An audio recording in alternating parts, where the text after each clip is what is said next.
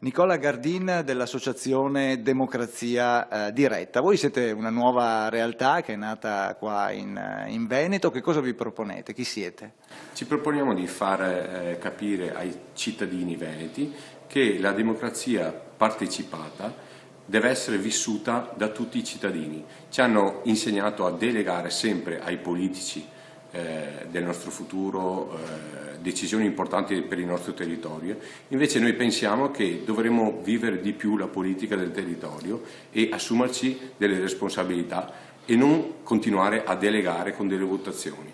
Ecco, voi come associazione avete organizzato un appuntamento per mercoledì 14 gennaio, avete invitato molti ospiti, di che cosa si parlerà e chi saranno appunto i relatori? Allora, in questa parterre fantastico che è l'Auditorium Ferrari di Campo San Piero, è invitato Gianangelo Bellatti di Union Camere, che farà capire a tutti i presenti, e ci sono già diversi sindaci che hanno aderito e hanno confermato la loro presenza, ci darà tutti i dati che ci servono a capire quali sono i problemi, come poterli affrontare, avendo la conoscenza delle problematiche reali. Non possiamo continuare a tacere questi problemi, dobbiamo parlarne e per cercare una soluzione. Quindi prima di tutto la conoscenza. Ci sarà anche Alessio Morosin che si batte appunto per il diritto di referendum, quindi un diritto di voto, anche questo una parte importante della democrazia diretta. Noi guardiamo sempre con occhio alla Svizzera e come in Svizzera continuano a far partecipare i cittadini con dei continui referendum sul territorio, anche per piccole decisioni, ma è importante dare la voce a tutti i cittadini e il referendum è un sistema importantissimo, un sistema di alta democrazia che noi dobbiamo ritornare ad utilizzare. Ecco, temi caldi, oltre alla questione referendum indipendentista, anche le tasse e le pensioni.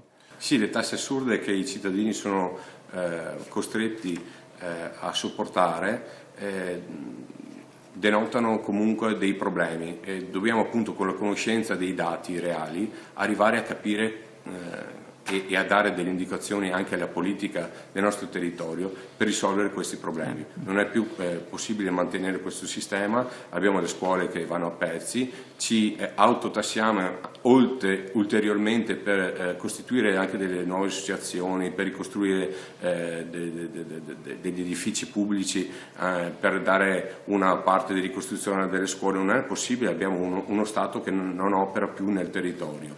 E le pensioni, ci chiediamo che pensioni, che futuro avremo noi, che futuro avranno i nostri figli e le pensioni se saranno più sostenibili, perché qui ci stanno dando indicazioni di un progetto che ormai non è più sostenibile e vogliamo ben capire con questi dati, grazie appunto a Gianangelo Bellatti, come dobbiamo muoverci, che direzione dobbiamo prendere. Non possiamo più tacere, dobbiamo affrontare questi problemi, non possiamo più nasconderli, dobbiamo affrontarli perché prima o poi sorgeranno e saranno, ahimè, più gravi.